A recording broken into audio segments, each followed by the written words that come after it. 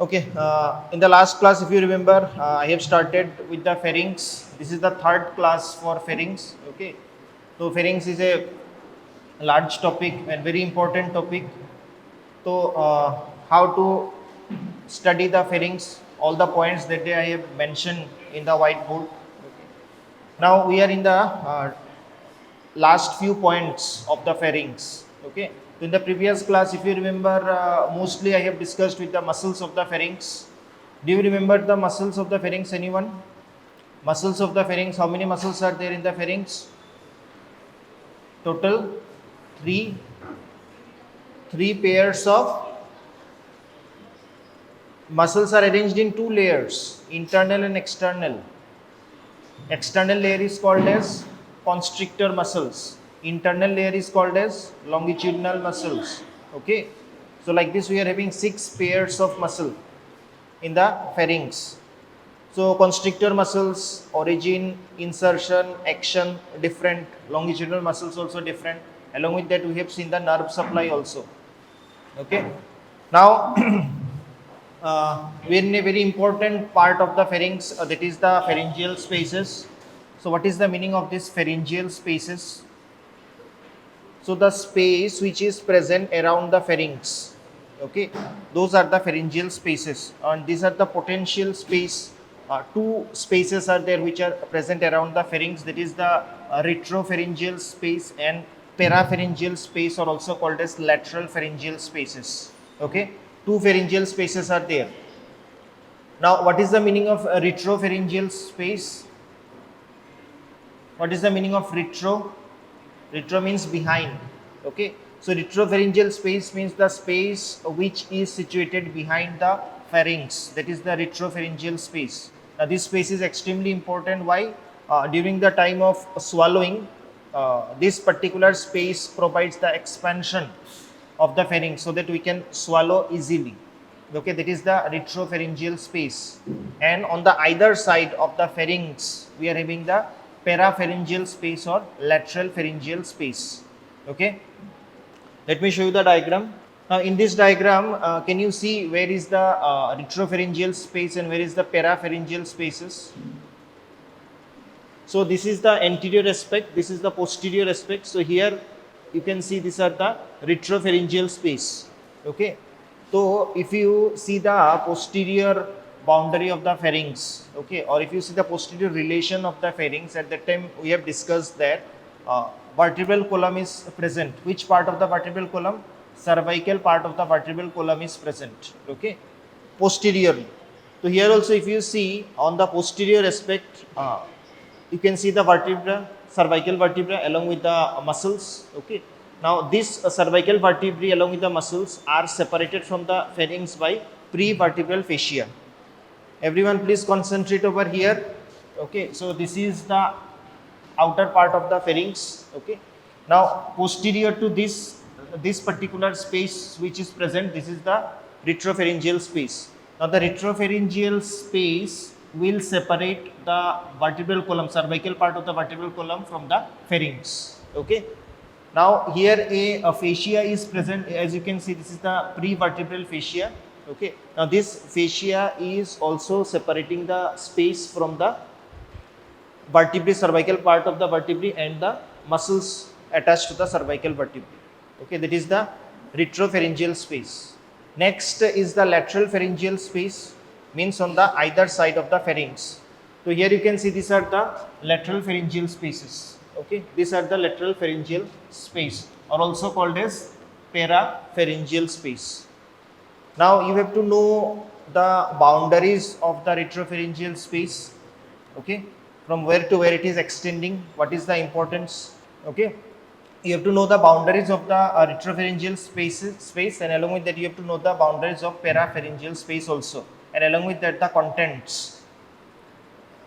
I hope you are aware that whenever we are studying about any of the spaces, कोई भी space हो या fossa हो या triangle हो, how we have studied, we have defined the boundaries, right? And then if a space is there, if a fossa is there, then what will be there? Some contents will be there inside it, right?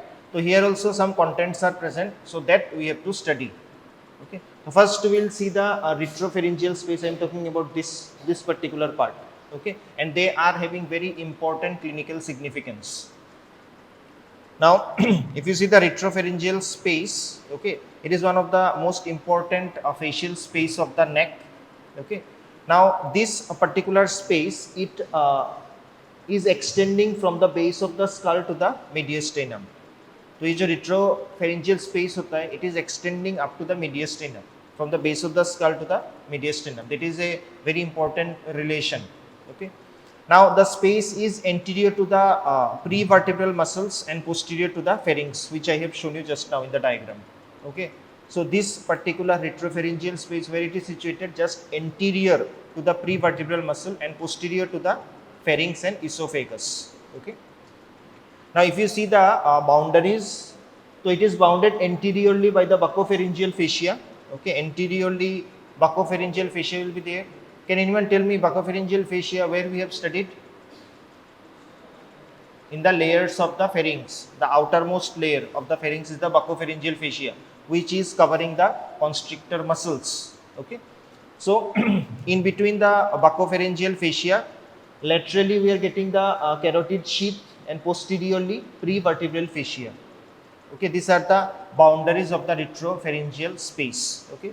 Next, the retropharyngeal space is divided into two areas by a sheet of connective tissue that is called as LR fascia. जो retropharyngeal space है, again it is divided into two compartments, you can say, okay, by a sheet of connective tissue, and that is called as LR fascia. And that LR fascia is extending from the base of the skull to the second thoracic vertebra. Okay. Now, what are these two spaces? That is the true retropharyngeal space and danger space. Okay. These are the divisions, or you can say these are the subdivisions of the retropharyngeal space. Now, so what is present in the retropharyngeal space? Mainly the lymph nodes are present. Okay. Retropharyngeal lymph nodes are there. Along with that, pharyngeal plexus of vessels and nerves are present. Okay, that is the contents of the retropharyngeal space. Now here you can see the diagram. Okay, so this particular part is the anterior aspect, this is the posterior aspect. Okay, now this is the retropharyngeal space. Okay, now in the retropharyngeal space, on the anteriorly you can see buccopharyngeal fascia is there, posteriorly prevertebral fascia, and on the either side you can see the carotid sheath is present. It is the boundary of retropharyngeal space. Okay. Now in the retropharyngeal space, as I said, mainly you can see the retropharyngeal lymph nodes, and along with that the plexus of veins and nerves of pharynx are also present in this particular region. Okay. Next, as I have mentioned, that the retropharyngeal space is divided into two compartments. Okay, that is the true retropharyngeal space and danger area. Okay, now here is the diagram. Now first consider this diagram. Okay, in this diagram you can see these are the constrictors of the pharynx. Okay, and this area, this entire area is the retropharyngeal space, and this is the cervical part of the vertebral column. Okay, now this particular part is divided into two compartments. Okay, the anterior one is called as true pharyngeal space, true retropharyngeal space, and the posterior one is called as danger space. Okay, how it is divided? It is divided by a sheet of connective tissue that is called as LR fascia. Here you can see the LR fascia, it is extending from the base of the skull to second thoracic vertebra. Okay, now here you can see the division. So two area, it is the retropharyngeal space or true retropharyngeal space, and this is the danger space. In between you can see the LR fascia is present. Okay. Now the question is why it is called as danger space. Any idea? It is also called as danger space because the infection in this space can directly invade or directly reach the mediastinum. Okay. Any infection present over here through this LR fascia, it can reach into the mediastinum. That's why it is called as danger space.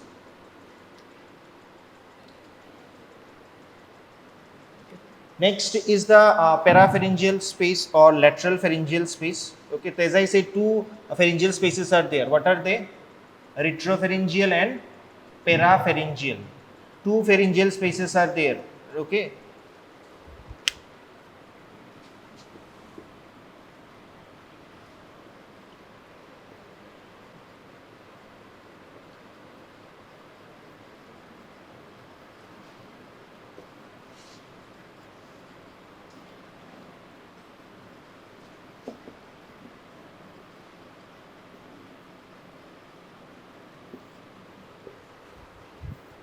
Okay, so two spaces are there. That is the retropharyngeal space and parapharyngeal space. Retropharyngeal space already we have discussed where it is situated. What is the meaning of retro? Yes, this side, last bench. Yes, stand up. Where is retropharyngeal space situated? Where is retropharyngeal space situated? Behind the pharynx. Retro का मतलब होता है posterior. Okay. Yes, this side, last bench. What is lateral pharyngeal space? What is lateral pharyngeal space? So parapharyngeal space also called as lateral pharyngeal space on the either side of the pharynx they are situated. Okay. So I have come and sit in the first bench now. So I have shown you the boundaries of retropharyngeal space, right? And as I have mentioned that retropharyngeal space is divided into two compartments. Okay, that is the true retropharyngeal space and danger space. How they are divided? By alar fascia, okay, which is a sheet of connective tissue extending from the base of the skull to the second thoracic vertebra. Okay. Now, what is the importance of the danger phase? That also I have mentioned. Next is the parapharyngeal space or lateral pharyngeal space. Okay. Now, the boundary of this particular part is not that simple. Now, if you see the parapharyngeal space, what is the shape of the parapharyngeal space? It is inverted pyramid. Inverted pyramid shaped. तो inverted pyramid कैसा होगा?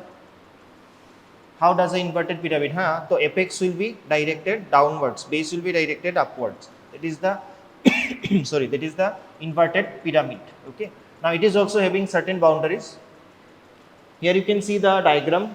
To see, this is how the parapharyngeal space look like. This is how the parapharyngeal space look like.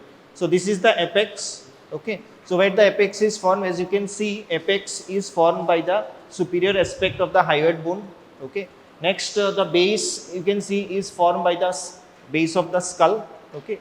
Next, this is the anterior wall by the pterygomandibular raphe. Okay. And if you see the posterior wall, how it will be formed? It will be formed by the cervical vertebrae. Okay.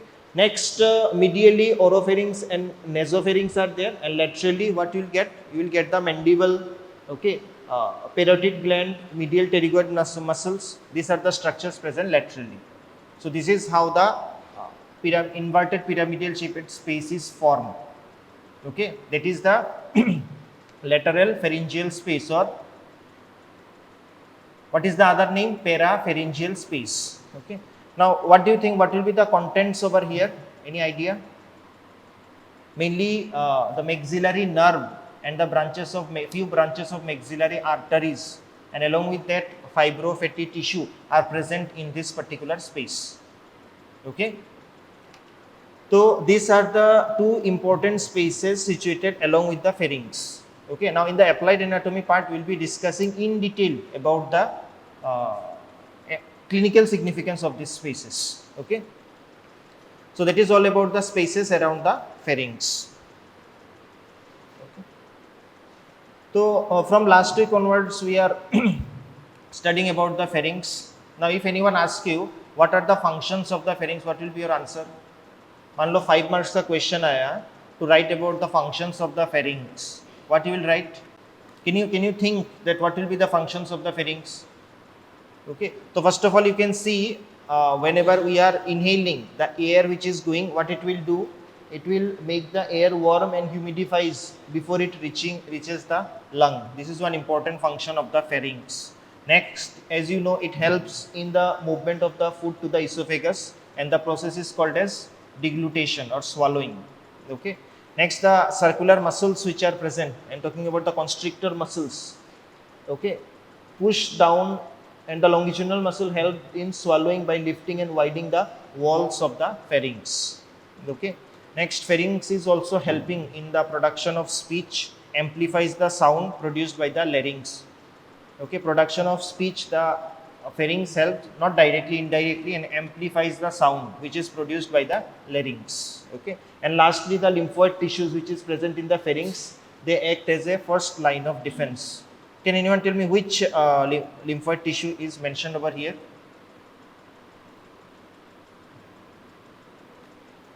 Lymphoid tissue which are present in the pharynx, these are the first line of defense against any foreign pathogen. So which lymphoid tissues are mentioned over here? These are the palatine tonsil. Okay, these are the palatine tonsils. Actually, not only the palatine tonsil, the entire Weldier's ring is responsible for that.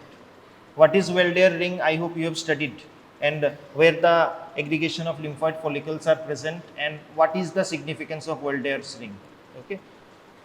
Now, among them, one of the most important and difficult function of the pharynx is swallowing or deglutition. Okay. So, which we have to discuss, which you have to know. One of the most important and difficult function of pharynx is swallowing or deglutition. Okay. Whenever we swallow food, it seems that it is very easy. Okay, but it is not that simple. So many steps, or you can say so many sequences are going one after another, so that you can swallow the food easily and simply. Okay. Now see, this is related to your day-to-day activity. Every day you are eating something, you are drinking something. Okay. So at that time you are swallowing. So at least you should know how the process is going on. As I said, it is not that simple. Why it is not simple? जो swallowing का process है ये इतना simple क्यों नहीं है? Why?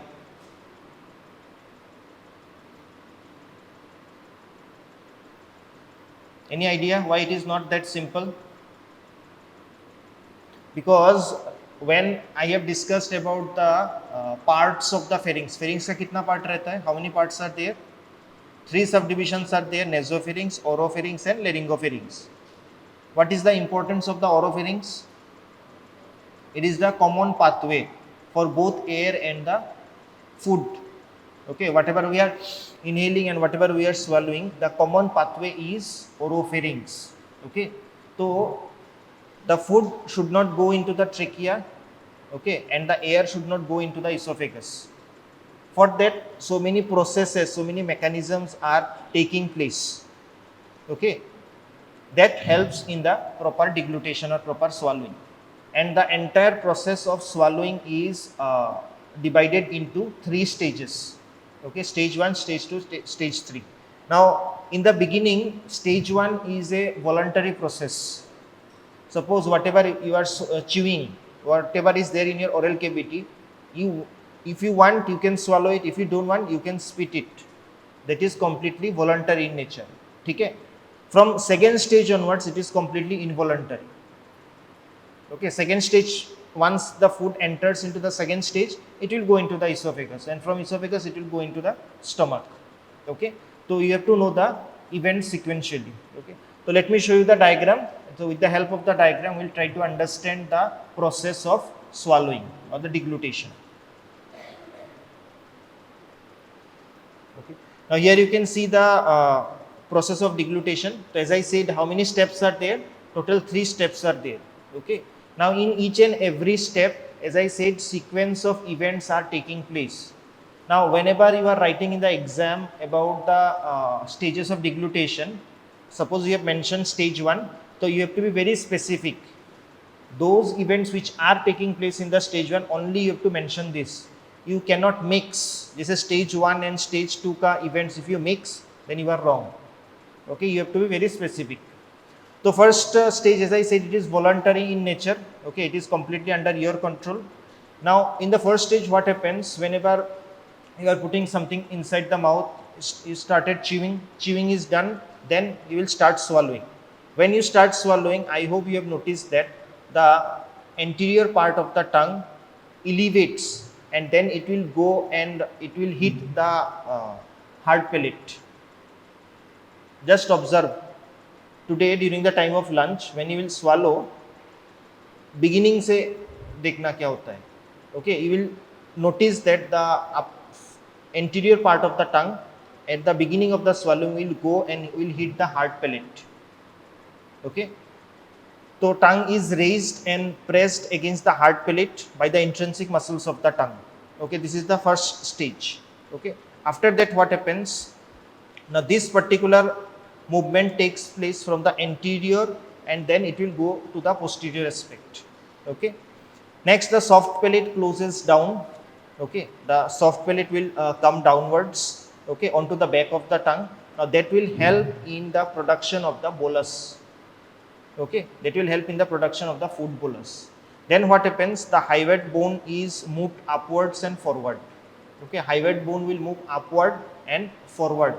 How the hyoid bone moves upward and forward? By the contraction of suprahyoid muscles. Okay, by the contraction of suprahyoid muscles. Next, what will happen? The posterior part of the tongue will get elevated.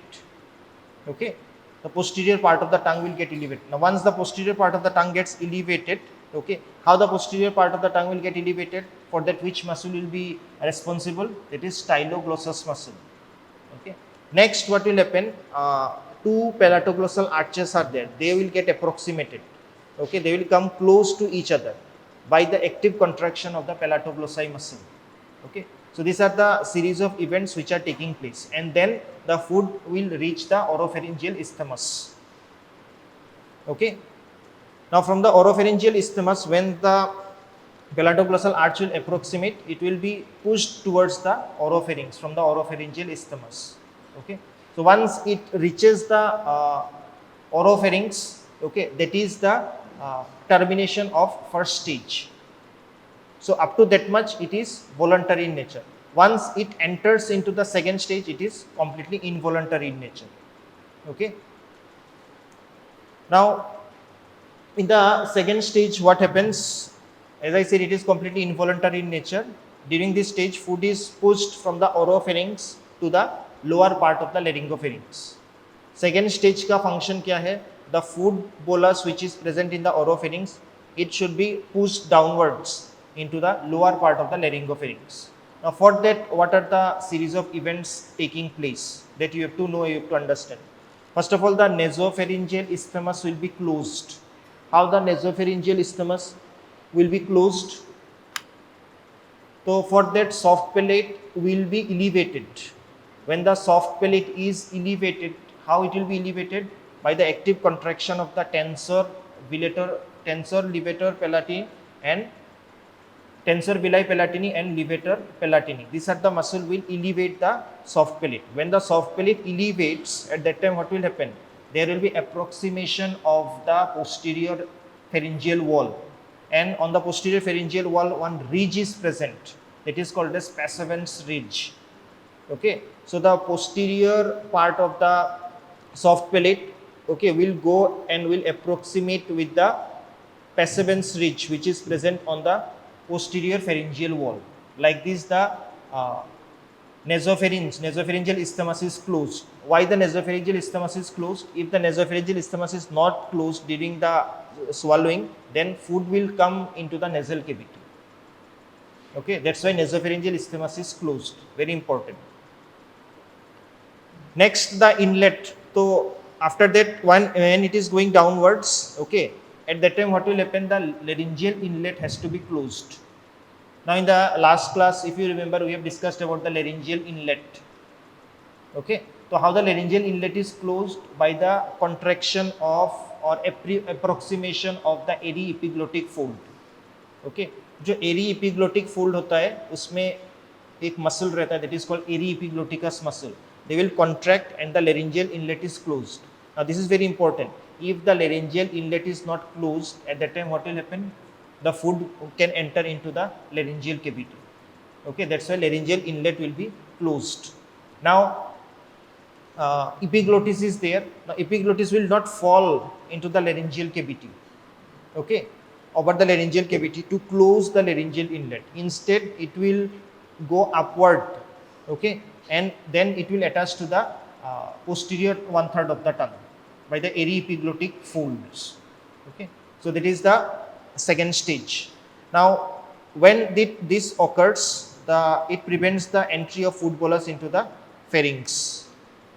Next, the larynx and the pharynx are elevated behind the hyoid bone by the longitudinal muscles, and then there will be contraction of the superior and middle constrictor of the pharynx that will push the food further downwards. Okay. Next, what happens? This is the food from the oropharynx once it reaches the laryngopharynx. Now, this is followed by rapid downward movements of the larynx and the pharynx. So, once the larynx and pharynx elevated, then again what will happen? Larynx and pharynx will be going downwards by the active contraction of infrahyoid muscle. That's why you will see whenever you are swallowing, a movement is seen over here in this particular region. Okay. Now, when it is going downwards, the larynx and the pharynx, at that time what will happen? The laryngeal cavity which was closed, it will get open. Okay, that is also important. Okay. Now, this laryngeal cavity which opens, that is very important. Why it is important? Because you have noticed that whenever you are swallowing something, okay, at that time you can't breathe. I don't know whether you have noticed or not. Whenever you will swallow something, at that time you cannot breathe. Once you swallow, at that time you can breathe. Okay, so that particular process is acting very fast. Okay, though it is acting very fast, that's why once it is, when you are breathing, when the food is going from the oropharynx to the laryngopharynx, at that time the laryngeal cavity closes. Once it reaches the lower part of the laryngopharynx, again what will happen? The pharynx and the larynx will be going downwards by the active contraction of infrahyoid muscle, and along with that there will be opening of the laryngeal inlet so that you can breathe. Okay, so up to that much is the second stage. Okay, now in the third stage what happen? There will be propulsive action of the thyropharyngeus and cricopharyngeus. Now what is this? The inferior constrictor is having two part, thyropharyngeus, and lower part is called cricopharyngeus.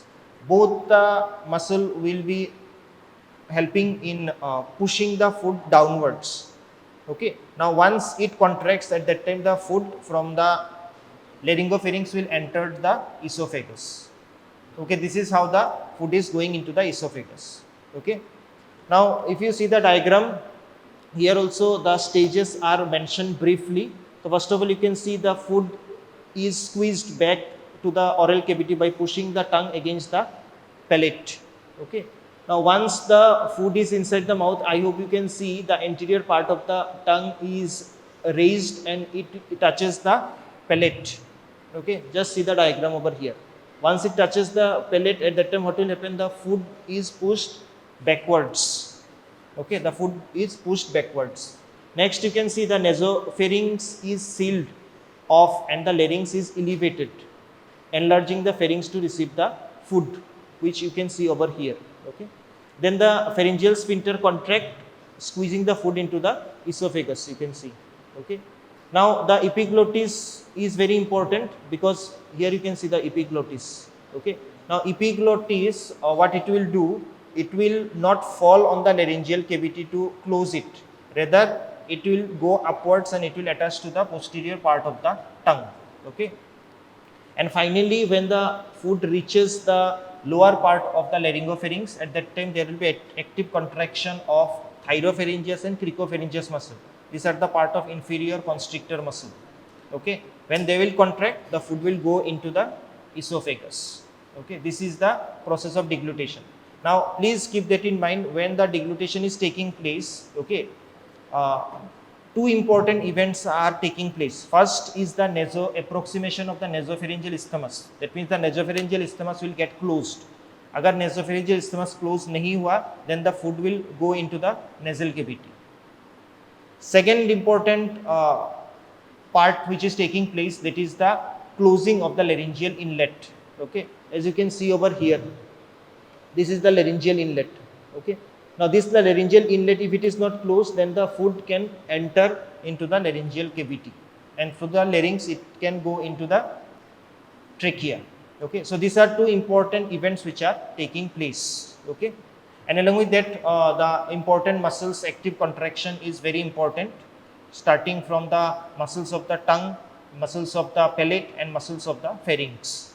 Together they are functioning so that the food can be propelled very easily up to the esophagus. Okay. So that is all about the pharynx. Next is the applied anatomy. Okay, so in applied anatomy of the pharynx, whatever gross part we have studied, that will be the application. Okay, because if you have not understood the divisions of the pharynx, it will be difficult for you to understand the applied part. Okay, so first is the adenoid. Anyone have you heard what is this adenoids?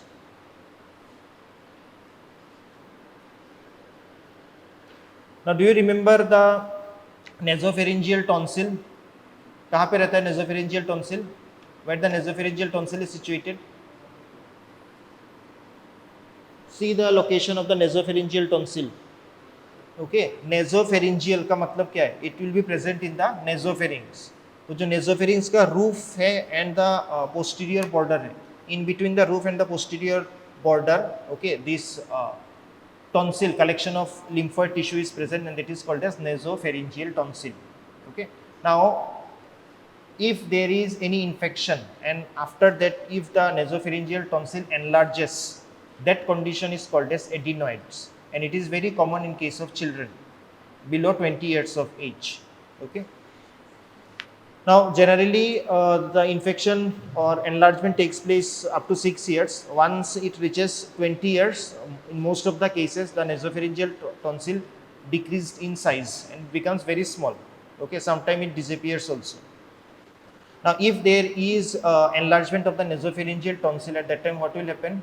What will be the consequence or how it can be diagnosed? Okay, so what will happen? First of all, there will be nasal obstruction. Due to the nasal obstruction, the person cannot breathe through nose, the person will breathe through mouth, through oral cavity. Okay, that can be seen. Next, there will be nasal discharge. Though infection is there, that's why there will be nasal discharge. Then toneless voice. Okay, and then epistaxis can also take place, means bleeding from nose, though infection is there. And along with that, if the infection is present, it can spread into the middle ear cavity through auditory tube. So I am talking about this particular collection of lymphoid tissue. This is called as nasopharyngeal tonsil. Okay. Now if the nasopharyngeal tonsil enlarges, what will happen? This condition is called as adenoid. Please see the diagram. So ये अगर enlarge हुआ, then what it will do? It can obstruct the airway, upper airway. So there will be difficulty in breathing through nose. The person will breathe through mouth. Okay, and as a result, what will happen? There will be toneless voice. There may be epistaxis, discharge from nose. Okay, and this particular infection can go into the middle ear cavity. How it will go to the middle ear cavity? By auditory tube or pharyngotympanic tube. Yesterday you have studied about pharyngotympanic tube. Yesterday class में नहीं हुआ pharyngotympanic tube, auditory tube. I know it was done in yesterday's class. Okay, here you can see the tubal opening. Okay, so this infection through the tubal opening can reach the middle ear cavity. Okay, which is also called as otitis media. So this is a very important clinical significance of the pharynx, that is the adenoids. Okay. Okay, next is the piriform fossa. Now, do you remember the piriform fossa? Yes, where the piriform fossa is situated? On the either side of the laryngeal inlet, the piriform fossa are situated. That day we have discussed the boundaries of the piriform fossa also. Okay. Now what happens? There may be perforation of the piriform fossa. Okay, when endoscope is used. Okay, the endoscope, when it is inserted, it can perforate the piriform fossa. Next, there are some other condition also where the piriform fossa can be perforated. How? For example, whenever a person is eating suppose fish or chicken, at that time the fish bones or the bones of the chicken may lodge into the piriform fossa. If the bone is sharp enough, then what it can do? It can cause perforation in the piriform fossa. ठीक है, तो piriform fossa में अगर perforation हुआ तो क्या होगा, क्या हो सकता है? Just below the piriform fossa, which nerve is passing? Internal laryngeal nerve. Okay, so that perforation can cause damage to the internal laryngeal nerve. Agar internal nerve damage hua internal laryngeal, then what will happen? Nerve, as I said, it is supplying the cutaneous nerve supply of the supraglottic part of larynx. So the supraglottic part of the larynx will become completely anesthetized. There will be no feeling, and along with that, the cough reflex will also be disappeared. Okay. As you can see, during swallowing, if something enters the piriform fossa, for example, chicken bone, fish bone. Okay, this object, if sharp, it can pierce the mucous membrane and injure the internal laryngeal nerve. Now, once the internal laryngeal nerve is injured, at that time, what will happen? Okay, there will be anesthesia of the mucous membrane of the supraglottic portion of the larynx and loss of protective cough reflex. Okay. Now, this is very important. As a result, the foreign bodies can easily enter the larynx. Okay. When it will enter the larynx, though the upper part is not having any nerve supply, so the patient will not understand anything, will not have any feeling that something is going through the laryngeal inlet. Like this, it can go through the trachea. Okay. Now, in some cases, the foreign body stops at the interior of the laryngopharynx. Okay, and sometimes it is reaching up to the stomach. So you have seen small children when they are playing with some toys, at that time there is a tendency to put it inside the oral cavity. I hope you have noticed that. तो उससे क्या होता है, sometimes they used to swallow it. Okay, whenever they are swallowing, most of the cases it reaches the stomach, but you know that the laryngopharynx, okay, the beginning of the esophagus and the termination of the pharynx, that particular portion is very narrow. Okay, the narrowest part of the GIT after appendix.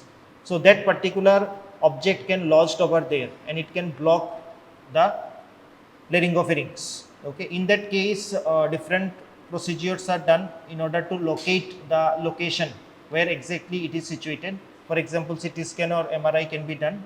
Okay, and in order to take out that object, what is done? Pharyngoscope is used. Foreign bodies from the pharynx are often removed by direct vision, and that is called as pharyngoscope. So pharyngoscope is used in order to take out the object from that particular area. Okay, so that is also a very important clinical significance of the piriform fossa. Okay. Okay, next is the pharyngeal pouch, or also called as Zenker's diverticulum. Anyone, have you heard about this Zenker's diverticulum? Okay, क्या होता है? What happens? The inferior constrictor. So you have to understand that inferior constrictor is divided into two parts.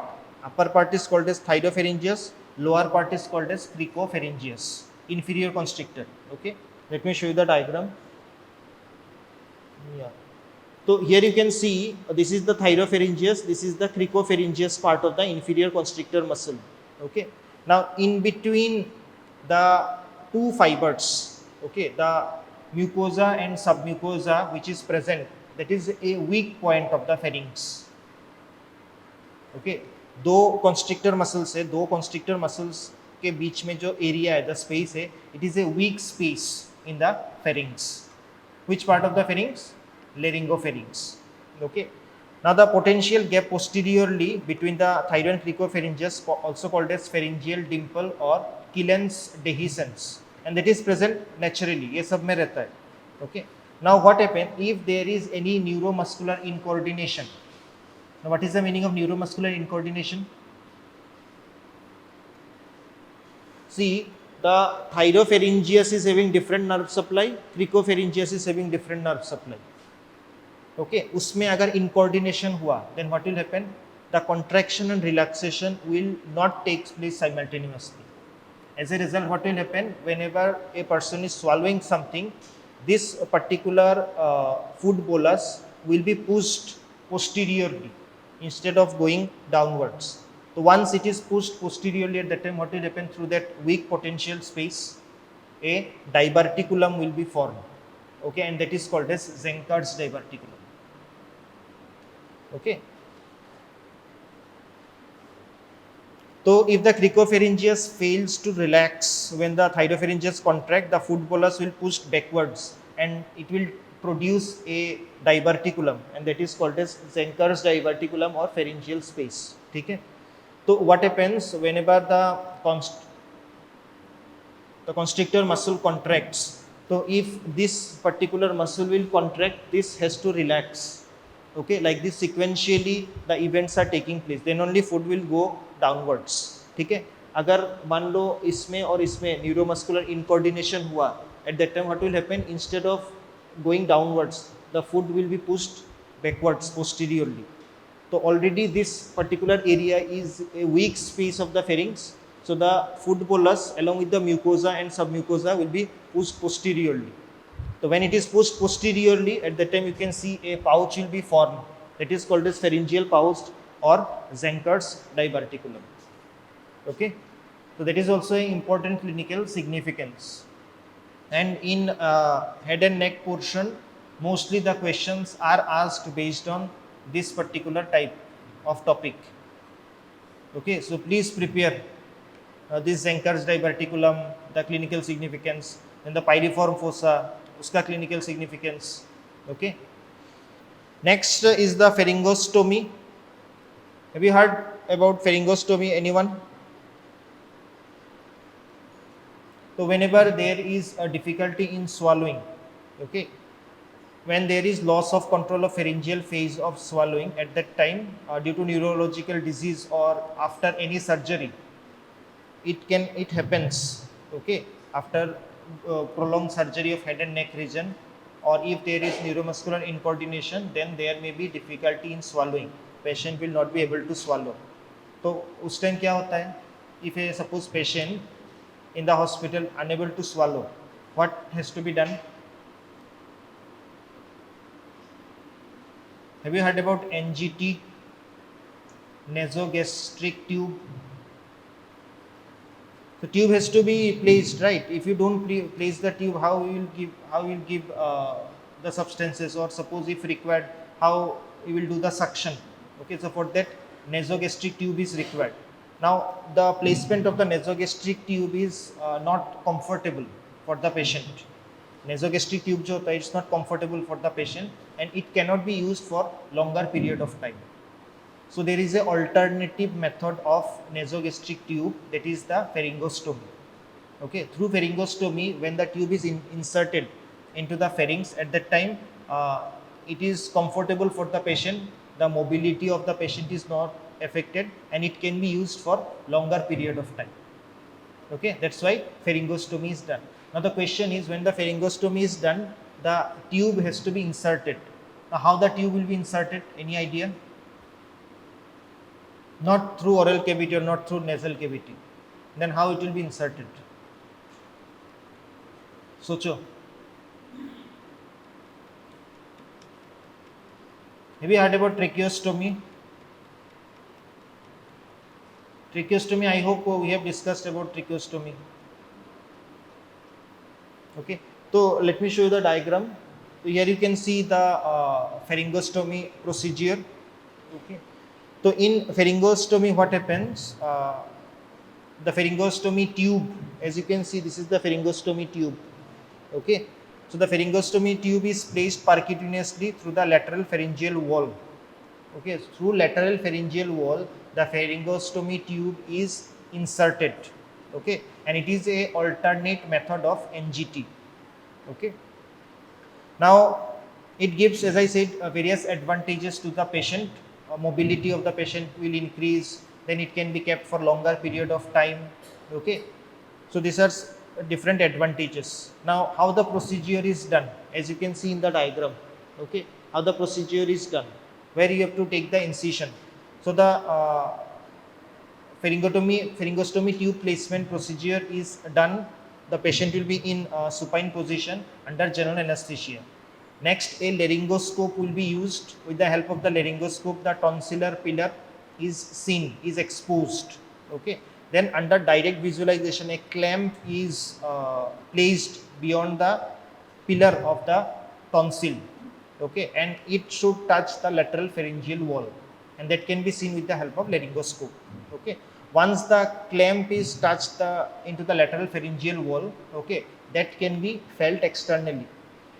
Okay, now what is the location where it can be felt? As you can see, this is the location. As you can see, this is the location. So the location is approximately 1 centimeter below the angle of the mandible and 1 to 2 centimeter in front of the angle of the mandible. Why this particular part is selected? So that it will not cause any damage to the underlying structure. For example, submandibular salivary gland is there, carotid sheath and its contents are there. Okay, so those structure will not get damaged. That's why this particular area is selected. Once this particular area is selected, okay, then you can see a small incision is taken approximately 5 millimeter, and then the tube having size of 16 to 18 F tube is inserted. Okay, now when the tube is inserted with the help of the clamp, the tube is brought up to the oropharynx. Once the tube is brought up to the oropharynx, at that time what will happen? The food or whatever we are giving through the tube, through oropharynx, directly it will go to the laryngopharynx. Once the position is secured, then stitches are done so that the position of the tube will get fixed. Okay. Now when it is placed, it is extremely comfortable for the patient. The movements are not that hampered and it can be used for longer period of time. Okay. So here you can see the pharyngostomy tube placement. So this is the pharyngostomy tube. Okay.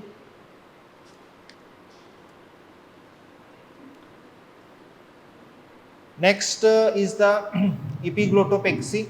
Anyone, have you heard about this epiglottopexy? It is epiglottopexy means related to epiglottis. Okay, so epiglottopexy is a surgical procedure. In that, what happens? The upper airway obstruction. If there is any obstruction in the upper airway, okay, that is solved during this particular procedure, epiglottopexy. Okay. Now there are different causes of upper airway obstruction. For example, obstructive sleep apnea, laryngomalacia. Have you heard about this laryngomalacia? This is a congenital anomaly, especially for children. In this case, what happens? The laryngeal cartilages becomes very soft. Whenever a person is inhaling, those cartilages will collapse. As a result, it will block the upper airway. Okay, that is the laryngomalacia. So there are different causes. Here I have mentioned only two. There are different causes of the obstruction of the upper airway. Okay. Now this is one particular procedure by which that particular problem can be solved. Okay. Now the most common type of epiglottic pathology is closing door epiglottis. Now what is this closing door epiglottis? तो इसमें क्या होता है? When the epiglottis collapses on the posterior wall of the hypopharynx during the inspiration, whenever you are inhaling, at that time the epiglottis will fall on the posterior wall of the hypopharynx. As a result, what it will do? It will block the laryngeal inlet. So if the laryngeal inlet is blocked, at that time patient can't breathe, because through larynx only the air has to enter inside. Okay.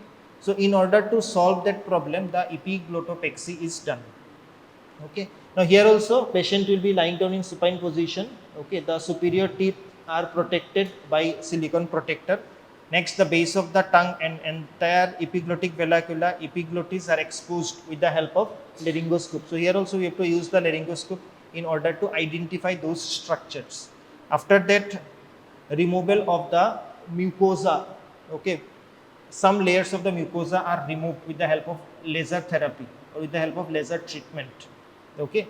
Then a rim of 5 millimeter healthy mucosa is left intact. Okay. Once the epithelial tissue is removed, okay, at that time what is done? The epiglottis is fixed at the base of the tongue with the help of absorbable stitches. So the epiglottis will be attached to the base of the tongue with the help of absorbable stitches, as you can see over here. Okay. So what happens in case of this upper airway obstruction? The epiglottis is falling and it is blocking the airway. Okay. So in order to solve the problem, what is done? This particular epiglottis is fixed to the base of the tongue with, you can see it is fixed to the base of the tongue with stitches. Okay, superior epiglottis to the base of the tongue will be stitched so that it will not fall and block the laryngeal inlet. Okay, which is taking place during the time of inspiration. Okay, so that is the importance of epiglottopexy.